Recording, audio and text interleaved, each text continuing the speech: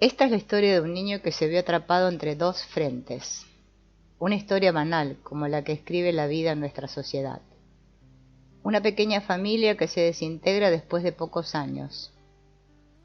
Típico, el hijo único que oscila entre la madre, ahora sola, y el padre también solo. Típico, como el niño que vive con uno de sus dos padres, que se considera el mejor, aunque ama en secreto al otro. Típicos son también los problemas de conducta de estos niños. El niño no aprende de sus padres cómo expresar los conflictos de su relación durante el tiempo necesario, hasta que vuelva a fluir el amor. Pues el fuego que desencadena esta explosión proviene de dos mechas, ambas productos de la sociedad materialista y tecnócrata. Esta experiencia le va a hacer falta después, como adulto, en su matrimonio, el fluir del amor. Lo que no se aprende de niño, luego es muy difícil de aprender. El niño aprende esta disposición a la reconciliación en sus primeros años de vida, que transcurren en el rebozo en el que se le carga. De corazón a corazón, siente que puede expresar todo su coraje y que puede confrontar el tiempo que sea necesario con su madre, que es su persona de referencia, hasta que se vuelva a sentir amado sin reservas y pueda volver a amarla también a pesar de todas sus reservas. En la sociedad tecnócrata, el niño se ha visto y se sigue viendo sometido a un programa de aprendizaje totalmente opuesto. Bajo el modelo de la educación autoritaria, el niño sencillamente no tenía permitido expresar la ira contra sus padres. Se le hacía callar por medio de golpes y aislamiento. En la época de la educación antiautoritaria sí se le permitía al niño expresar su furia, desahogarse en su habitación y azotar las puertas, pero no se le enseñó cómo, a pesar del instinto de fuga, se podía confrontar el dolor de la relación y a la persona de referencia con la que se tuvo el problema. Cómo reconciliarse y cómo volver a amar a pesar de todas las reservas. En ambos casos la divisa era alejarse del enemigo. Una disposición profundamente primitiva, animal, que compartimos con todos los pájaros, los peces, etc., y que se muestra siempre que la hostilidad es más fuerte que el gusto por el acercamiento. Pero como esta conducta es parte de una ideología muy extendida, hemos convertido esta incapacidad para manejar el conflicto en una filosofía de la libertad. El cambio de cónyuge en ciertas etapas de la vida se ha vuelto socialmente aceptable. En países más pobres las condiciones de vida son diferentes. Muchas personas se ven obligadas a vivir juntas en lugares pequeños. Por necesidad tienen que volverse a reconciliar una y otra vez, y a pesar de todos los reproches se tienen que por lo menos soportar mutuamente. Para ellos sería inconcebible abandonar así nomás a un niño que llora o una pareja incómoda. Los niños aprenden de sus mayores, inevitablemente, que las personas se mantienen juntas no solo en las buenas, sino en las malas, que se comparten desde el último mendrugo de pan hasta la única cama. Un niño puede contar con la unión de su familia y aún del clan entero, y así obtiene una sensación de seguridad. En las sociedades industrializadas, por el contrario, los individuos son tan ricos que no tienen que compartir nada con nadie. Todos pueden tener su propio departamento, su propia televisión, disfrutar su propio control remoto y su propio seguro médico y acordar un contrato matrimonial sobre la separación de bienes. El precio que estamos pagando por este bienestar material es un aislamiento cada vez mayor. Debido a esta riqueza y a que la sociedad está organizada de esta manera, ya no tenemos que mantenernos unidos en tiempos difíciles. No obstante, de esta manera perdemos la oportunidad de encontrar al amigo cuando lo necesitamos. No necesitamos sentirnos responsables por el otro, si se comporta de manera distinta a nuestra forma de ser. Ya no hay tabúes religiosos ni prejuicios pequeño burgueses que se opongan a nuestra libertad de separarnos del otro, si no resulta de nuestro gusto. Nunca un divorcio había sido tan fácil como hoy. Eso sí, solo para los adultos. Los niños pagan siempre con un gran dolor la ligereza con que se realiza un divorcio. Con la precisión de una golondrina que todas las primaveras reencuentra su nido en el establo, El alma del niño sabe también que su casa está con su madre y su padre. Para ello no necesita conocer el cuarto mandamiento, que dice que una persona solo puede ser feliz en este planeta si honra a su padre y a su madre. Tampoco se tiene que apoyar en libros filosóficos que hablan de la dualidad y la polaridad inherentes a toda persona, también presentes en los padres. Sin tener que entender racionalmente los mandamientos de la creación divina, un niño siente con gran precisión este orden en su corazón. Más aún, anhela satisfacer la necesidad de cumplir con este orden. El acto de engendrar no consiste únicamente en la vivencia de la unión entre el hombre y la mujer, sino que es una convergencia de las más diversas fuerzas, factores hereditarios, físicos y psíquicos, destinos, provenientes de los ancestros, de las líneas paterna y materna, que confluirán en el futuro. Solo cuando una persona respeta todo lo que recibió de su padre y de su madre, puede respetarse a sí mismo. Y este valor del respeto puede convertirse en el valor más elevado, el amor. Pues cuando uno ama a su madre y a su padre también puede amarse a sí mismo. Y todavía se puede subir otro peldaño. Si está dispuesto a amar a su padre y a su madre a pesar de todas las reservas, también podrá amarse a sí mismo a pesar de todas las reservas. Es recorriendo este penoso camino que pasa por la superación de las crisis consigo mismo y con los otros, que el individuo puede reconocer sus fuerzas verdaderas y ganar la conciencia de su identidad.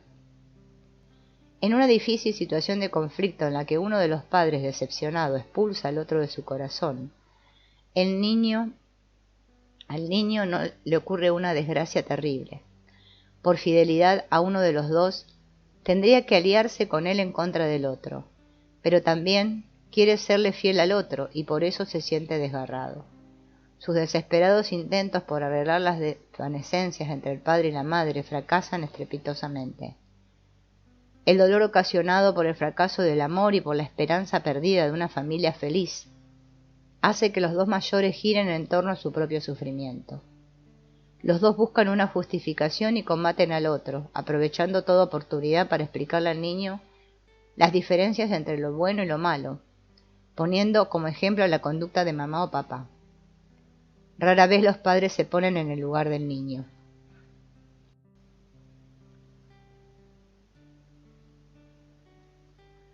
Si lo hicieran, sabrían que lo que el niño anhela desesperadamente es la unión de los padres, que toda división atraviesa su corazón como un cuchillo, que se siente desgarrado y ha perdido su equilibrio interior, que no puede encontrar el reposo que necesita para realizarse como niño.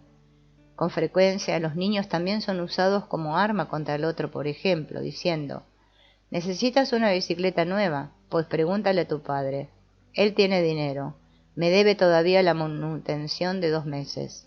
Y no es solo que el niño se vea impedido por ambos padres a pensar que el otro es el culpable, sino que también acaba sintiéndose culpable él mismo. Al fin y al cabo se dio cuenta que muchos de los pleitos fueron por él. Puesto que un niño hasta su ingreso a la escuela se encuentra en la llamada fase mágica del desarrollo, refiere todo lo que sucede en el universo a sí mismo. Entonces, si la luna está escondida tras las nubes, es porque papá se fue de la casa por su culpa. Si nadie más lo ayuda, el niño se tiene que proteger a sí mismo contra la destrucción del equilibrio, para él insoportable. Y las estrategias de defensa pueden ser muy distintas. Un niño dinámico y extrovertido entrará en un combate activo. Tomará partido como fiel aliado por aquel de sus padres que haya sido despreciado, y atacará al agresor con todos los medios de que disponga. Tales niños señalan con sus acciones del terrorismo que el divorcio no significó la paz y que la guerra continúa. Tampoco al niño sensible e introvertido le queda otra salida que tratar de evitar el desgarramiento en la medida de lo posible. Pero no elige el combate abierto, sino la fuga. Busca consuelo en sus ensoñaciones y no busca la seguridad en el vínculo con otras personas, sino en los objetos que le parecen más confiables que las personas. Los aparatos, con su perfecto funcionamiento técnico, le otorgan por lo menos una seguridad objetiva, puesto que son predecibles. Así, muchos hijos de parejas divorciadas acaban teniendo Game Boys o Tamagotchis, y después pueden volverse verdaderamente adictos a esta satisfacción sucedánea, porque la verdadera necesidad básica, la verdadera seguridad, todavía no ha sido satisfecha. Esta es la historia de Axel. En la guerra de las rosas prefirió las rosas. Nunca combatió con armas brutales. Un niño típico que, aunque vive con su madre, a la que le concede un buen lugar en su corazón, ama en secreto a su padre de una forma muy especial. Hellinger le pregunta al marido, ¿cuántos hijos tienen? Y el marido dice, solo uno, Axel. Y pregunta, ¿cuál es el problema? El marido le dice a la mujer, te cedo la palabra. Y a Hellinger, yo soy imparcial, a mí me invitaron a esto. Hellinger dice, me gustaría empezar preguntándole a alguien imparcial. El marido dice, acabo de llegar y primero tengo que integrarme, tengo que tomar aire, ver cómo son las cosas en este círculo y cómo me siento yo. Nunca he participado en algo así. Para mí la temática de una constelación sería, ¿qué parte no resuelta han transmitido los hombres de esta familia? Ese sería mi tema, en primer lugar. Y Hellinger pregunta, ¿tienen dificultades con el niño? Y el marido dice, no, yo no las tengo. El niño sonríe orgulloso cuando su padre dice esto. Hellinger le dice a la mujer, bueno, ¿qué pasa? Y la mujer dice, fue mi marido el que solicitó el divorcio, y tengo la sensación de que todavía hay fuertes enredos de su parte. Mi hijo se ha puesto intranquilo desde hace algunas semanas y quisiera hacer algo por nosotros tres, que a todos nos vaya mejor, sobre todo al niño. Hellinger pregunta, ¿alguno de los dos tuvo antes una relación estable? El marido dice no. La mujer dice, yo tuve un novio, y él tuvo una relación que duró 4 años. Hellinger pregunta, ¿hace cuánto que están casados? Y la mujer dice, estamos juntos desde hace 22 años y separados desde hace 8. Nos casamos hace 14 años.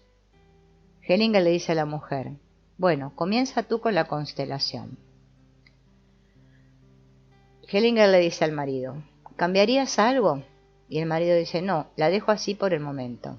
Hellinger pregunta, ¿tienen nuevas relaciones? La mujer dice, mi esposo tiene una nueva relación. Y el marido dice, sí, pero todavía hay muchas cosas abiertas y sin aclarar. Hellinger pregunta, ¿tienen otros hijos con otras personas? El marido dice, yo no. La mujer también dice no. Hellinger le dice al representante del marido, ¿cómo te sientes? Y el representante del marido dice, me siento bastante ajeno. A mi esposa solo la veo en parte, al niño lo veo mejor, pero no me siento atraído hacia nadie, ni a mi esposa ni a mi hijo.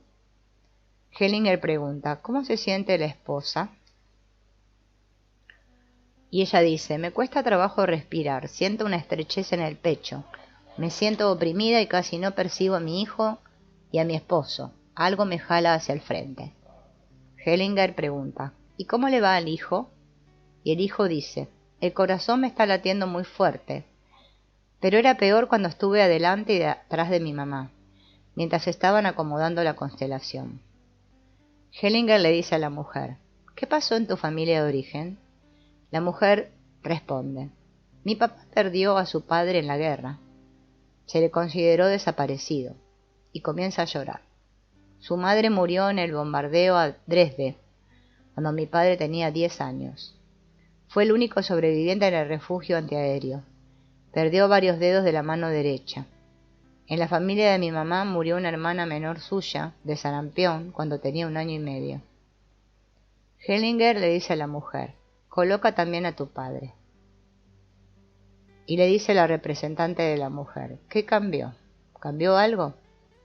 Y ella dice, primero se me puso la carne de gallina de tanta energía, y ahora me siento más a gusto, me siento un poco mejor. Hellinger pregunta, ¿cómo se siente el padre? Y este dice, el padre de la mujer, estaba muy emocionado cuando me acerqué a mi hija, ahora siento un agradable calor. Hellinger le pregunta al hijo, ¿cambió algo para ti? Y el hijo dice, las palpitaciones se me quitaron, las rodillas me tiemblan un poco. El representante del marido dice, acabo de sentir como un cosquilleo, fue agradable cuando llegó su papá. Acabo también de ver a mi esposa con gusto. Todavía no sé si es atracción o simplemente una sensación agradable. Pero se sintió bien que viniera su papá. Entonces la vi, la quise ver. Hellinger voltea a la mujer hacia su padre y le dice a la representante de la mujer: dile, papá, siempre voy a estar contigo. ¿Es correcta la frase? No del todo, dice ella. ¿Qué frase estaría bien? La mujer tiene un intenso contacto visual con el padre, respira profundamente y no responde. Hellinger le dice al padre de la mujer: ¿tú cómo te sientes? Y este dice: muy emocionado, mis sentimientos van de aquí para allá. Y Hellinger dice: entonces tenemos que poner orden en esto. Hellinger elige a una mujer del público como representante de la madre de la mujer y la coloca junto al padre. Y le dice: ¿cómo te sientes ahora? La representante de la mujer dice: bien, ahora hay más orden. Ella y sus padres se ríen. Hellinger le dice: dile a tu madre, mamá, te lo dejo a ti. La representante de la mujer dice: mamá, te lo dejo a ti. Yo solo soy tu hija. Yo solo soy la hija. Hellinger le dice a los padres de la mujer: ¿qué tal se sienten? El padre de la mujer dice: ahora me siento bien, y la madre de la mujer también. Hellinger le dice a la representante de la mujer: ahora camina hacia atrás, muy despacio. La mujer camina despacio hacia atrás, mirando a sus padres. Hellinger le dice a la mujer: dile a tus padres, este es mi esposo y este es mi hijo. La representante de la mujer, señalando con el brazo estirado, dice: este es mi esposo y este es mi hijo. ¿Cómo se sienten ahora? Siento por primera vez realmente a mi esposo y a mi hijo. ¿Y qué siente el marido? Se siente muy bien ser visto. Sí, es muy bueno. Estoy verdaderamente orgulloso. ¿Y cómo se siente el hijo? Mientras que mamá caminaba hacia atrás, se me puso la carne de gallina de la cabeza a los pies. Pero ya me siento bien. Hellinger coloca al hombre y a la mujer en una nueva posición. Y Hellinger le dice al representante del marido: ¿qué sientes? El representante del marido dice: noto que mi mirada se dirige a ella, pero no me atrevo a ir a su lado porque no sé a qué atenerme. Es agradable que se haya alejado de sus padres. Tengo la sensación de que necesito tiempo para tener claridad al respecto, pero es agradable. Hellinger le dice al marido que observa: ¿qué dices de esta constelación? Y el marido dice: primero tengo que respirar. Es sorprendente lo que ha pasado dentro de mí. Hay dos cosas que me conmovieron profundamente. Dirigiéndose a la mujer dice: primero lo de tu papá, como lo contaste. Y a Hellinger le dice: después, ya en lo personal, por como estoy parado en la constelación me doy cuenta de que hay en mí un profundo anhelo de ser notado. Este enredo hace que surja en mí la noción de que nunca hubo lugar para mí, de que nunca me iban a notar. En muchos campos teníamos muchas cosas en común, pero el ser verdaderamente percibido como persona, eso me ha conmovido profundamente. Ese es quizás el profundo anhelo que quedó. Hellinger coloca ahora al representante del hijo entre los representantes de los padres. Y le dice al representante del hijo: prueba, ¿quieres acercarte más a tu mamá o a tu papá? Y el representante del hijo, después de probar, dice: tengo que estar a la mitad. Hellinger dice: exacto, la mayoría de los hijos quieren estar a la mitad. Les son fieles a ambos padres, a los padres y al hijo que observan. ¿Se colocan en sus lugares? El hombre, la mujer y su hijo toman sus lugares en la constelación. El niño había estado observando atentamente todo el tiempo. Hellinger le dice a los padres: acérquense y tomen a su hijo de la mano. Los padres toman de la mano al niño que está entre ellos y se miran. Hellinger le dice a la mujer: dile a tu hijo: aunque estemos separados, respeto y amo en ti a tu padre. La mujer: aunque estemos separados, respeto y amo en ti a tu padre, dice. Hellinger le dice al hombre: y tú dile lo mismo: aunque estemos separados, respeto y amo en ti a tu madre. Ahora dile: siempre seré tu padre y tú mi hijo. El marido lo repite y la mujer también, siempre seré tu madre y tú mi hijo. Los padres y el niño tienen un intenso contacto visual mientras dicen estas palabras y están visiblemente conmovidos. Bien, dice Hellinger, aquí terminamos. Quiero decir algo acerca de este tipo de trabajo. En el clímax de la energía, la fuerza y el movimiento interno, hay que detenerse. Los padres y el niño están ahora en completa posesión de su conocimiento y de su amor. Y ahí es donde uno se detiene. Todo lo demás lo harán ellos mismos. El terapeuta ya no quiere saber cómo siguen las cosas y se retira inmediatamente. La mujer nunca creyó que el dolor la fuera a invadir de tal manera al pensar en su padre y en la forma en que él perdió a su madre en el bombardeo. Sí, es cierto que se convirtió en la más fiel aliada de su pobre papá, que se esforzaba por darle todo el amor que no le pudo dar su madre y no le quiso dar su esposa. Sí, su esposo tiene razón al notar en la constelación por qué nunca pudo tener un buen lugar junto a ella. Nunca le perteneció del todo, sino a su padre y a su hijo. Trató de ser una madre para su esposo, igual que lo había sido para su padre. Poco a poco fue comprendiendo que el hecho de ser una madre para el marido no es compatible con el erotismo entre marido y mujer. El esposo, que es tratado como hijo, a veces consentido, a veces regañado, se siente degradado, infantilizado, castrado y no respetado como hombre. Pero ella tampoco estaba libre para el matrimonio. Como novia secreta de su padre nunca pudo ser completamente niña, pero tampoco pudo ser su amante. El padre respetaba rigurosamente el límite del incesto y su amor por él no le permitió transgredir ese límite.